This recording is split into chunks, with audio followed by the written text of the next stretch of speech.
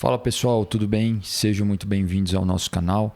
Eu quero nesse vídeo de hoje comentar sobre a seleção brasileira, as eliminatórias da Copa do Mundo de 2026. Na terça-feira, ontem, no dia...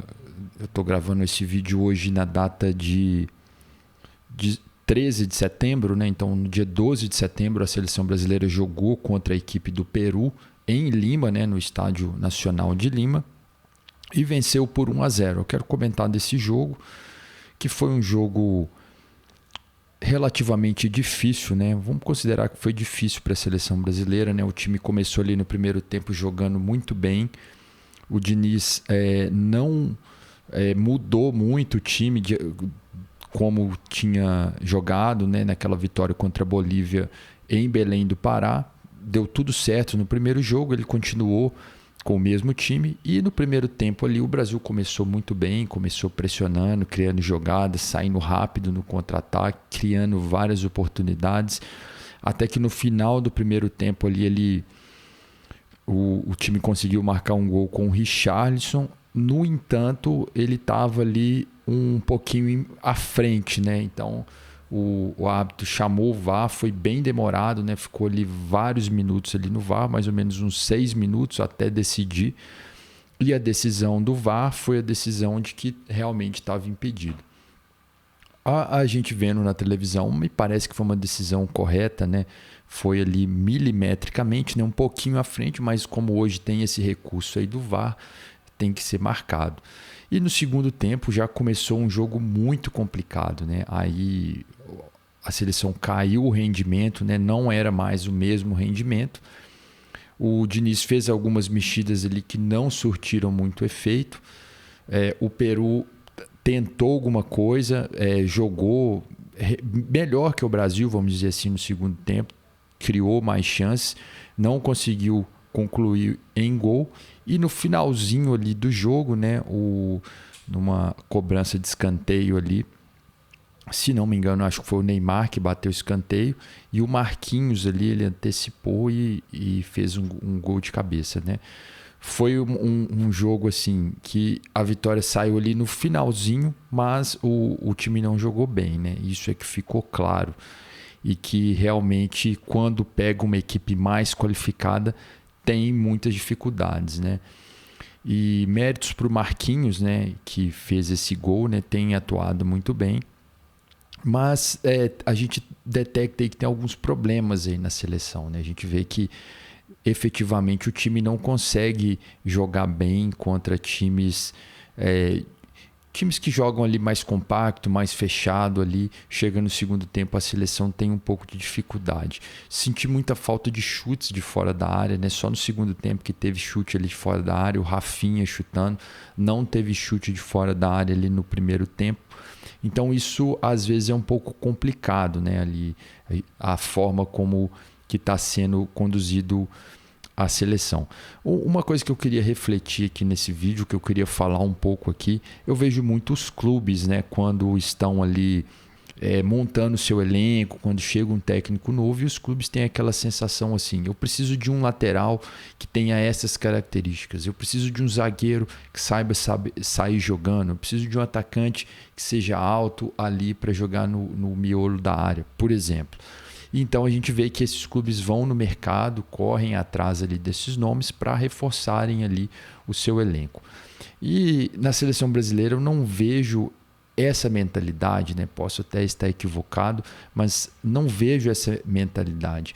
Eu vejo que são chamados ali aqueles jogadores, mas são chamados os jogadores, não são chamados as características. E com o recurso humano, que o Brasil tem, por mais que hoje os melhores jogadores do mundo talvez não sejam do Brasil, pelo menos aqueles ali eleitos pela FIFA, mas a gente sabe que o país é muito grande, tem muitos jogadores, muitos clubes de futebol, e aqui se pratica futebol, Se a gente for pensar lá na China, na Índia, também tem muita gente, mas lá eles na prática não jogam tanto futebol como a gente aqui no Brasil joga. Então a questão do recurso humano aqui é abundante.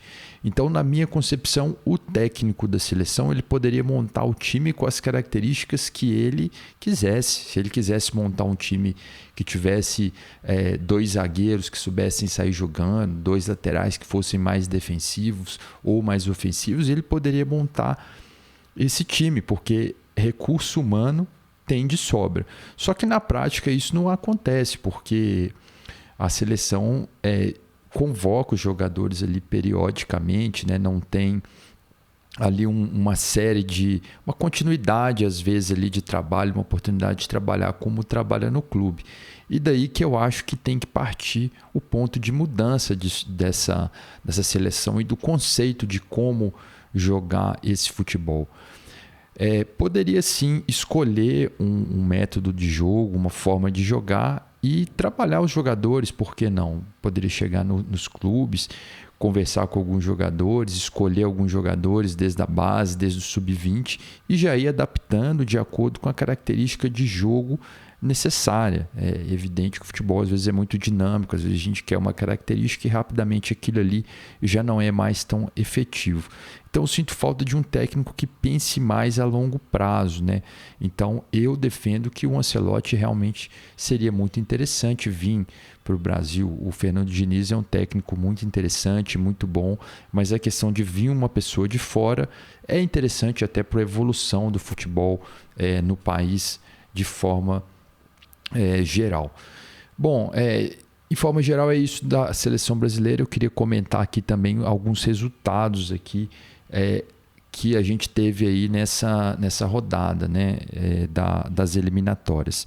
Então foi a segunda rodada aí, né, e todos os times jogaram e a Argentina venceu a Bolívia por 3-0, né, jogando na Bolívia.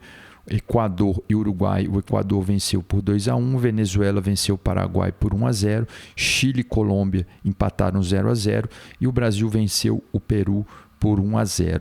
E na classificação aí, né, na posição aí que ficou, o Brasil é o líder, né, com 6 pontos, a Argentina tem 6 pontos, Colômbia 4, o Uruguai tem 3, a Venezuela 3, Paraguai 1, Peru 1, Chile 1, Equador e Bolívia ainda não pontuaram. Lembrando que se classificam aí os 6 primeiros aí se classificam para a Copa do Mundo. Bom, é evidente que pelo que a gente percebe, que o Brasil e a Argentina vão conseguir se classificar para essa Copa do Mundo com uma certa facilidade e talvez seja um momento ideal de fazer testes, de realmente tentar montar um time com características ali bem específicas e bem de acordo com a vontade ali realmente do treinador, com a especificidade ali do treinador. Então seria uma grande oportunidade, porque mesmo não jogando bem como não jogou no último jogo, o Brasil conseguiu vencer o Peru. Então é isso aí, pessoal. Fico por aqui, algumas reflexões aí sobre essa caminhada aí do Brasil nas eliminatórias aí para a Copa de 2026. Um abraço a todos e até a próxima.